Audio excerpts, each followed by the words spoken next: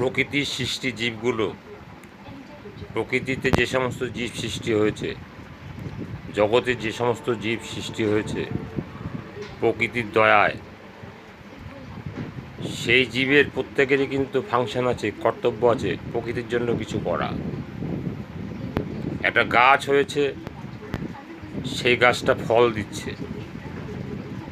সেই ফল মাটিতে পড়ছে, সেই মাটিতে সেই ফলটা নিশ্চিহ্ন হচ্ছে, প্রকৃতি উর্বর করছে, প্রকৃতিকে উঁচু করছে। আমরা মানুষ, সেই মানুষও তো প্রকৃতিতে সৃষ্টি হয়েছে, কিন্তু প্রকৃতির জন্য কি করছে? কোদাল দিয়ে কাটছে, পুকুর ভরাট করছে, প্রকৃতির উপর অত্যাচার করছে মানুষ। তাই প্রকৃতি এই অত্যাচার সহ্য করতে পারছে না। মানুষকে এখনই সতর্ক হতে হবে।